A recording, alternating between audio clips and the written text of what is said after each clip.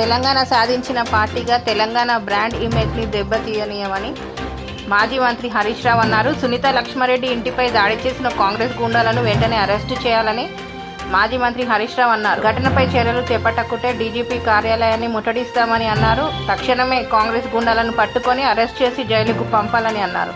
అవసరం పడితే హ్యూమన్ రైట్స్కు వెళ్తామని ఈ సందర్భంగా మాజీ మంత్రి హరీష్ రావు అన్నారు. ఈ కార్యక్రమంలో హరీష్ రావు, సునీత లక్ష్మారెడ్డి, సంతోష్ రెడ్డి, శశిధర్ రెడ్డి, చంద్రగౌడ్, శేఖర్, జితేందర్, వావిలాల్ నరసింహులు, నర్సాపూర్ వైస్ చైర్మన్ నాయముద్దీన్, సత్యంగౌడ్, కల్లూరి హరికృష్ణ, గొర్రె వెంకటరెడ్డి, టీఆర్ఎస్ కార్యకర్తలు పాల్గొన్నారు. మాజీ మంత్రివర్యులు సునీత లక్ష్మారెడ్డి గారి ఇంటి మీద నిన్న కాంగ్రెస్ గుండాలు చేసినటువంటి దాడిని తీవ్రంగా ఈ రాష్ట్రంలో ప్రజా పాలన కాదు, ఈరోజు గుండా రాజ్యం నడుస్తాం.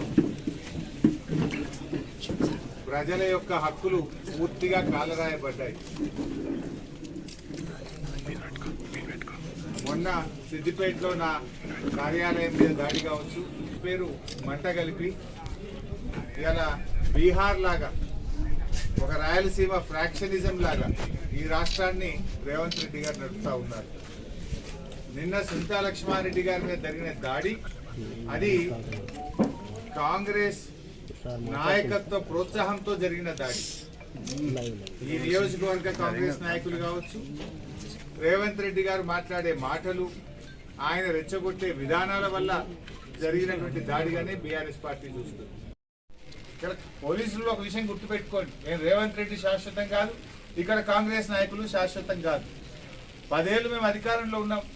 ఏ ఎమ్మెల్యే ఇంటి మీదనైనా ఈ రాష్ట్రంలో దాడి జరిగిందా? 10 ఏళ్ళ మా అధికారంలో ఎప్పుడైనా మేము ఈ రకంగా వ్యవహరించామా? అసలు ఎఫ్ఐఆర్ ఎవరైనా పిటిషన్ ఇస్తే 24 గంటల్లో ఎఫ్ఐఆర్ బుక్ చేయించిన సందర్భాలు ఉన్నాయి. కానీ ఈ ప్రభుత్వంలో పిటిషన్ ఇస్తే ఎఫ్ఐఆర్ చేయరు, ఎఫ్ఐఆర్ చేస్తే దొంగల్ని గుండాలను అరెస్ట్ చేయరు. నేను ఈ సందర్భంగా మెదక్ ఎస్పీ గారిని హెచ్చరిస్తా ఉన్నా, తక్షణమే గోమారంలో కాంగ్రెస్ గుండాలను వెంటనే అరెస్ట్ చేయాలి.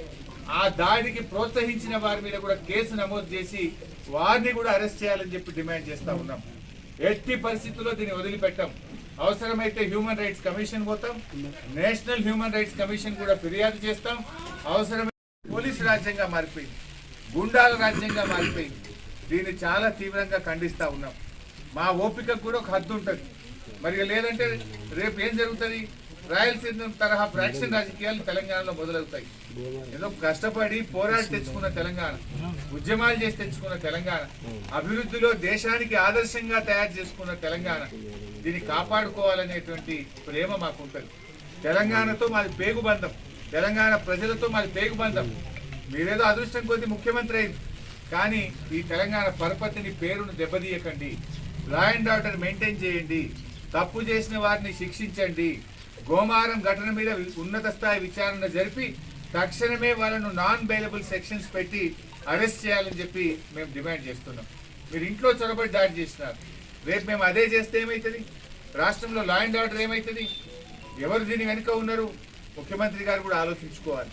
నేను డీజీపీ గారిని కూడా కోరుతున్నా, అది ఒక ఉన్నతమైనటువంటి పదవి.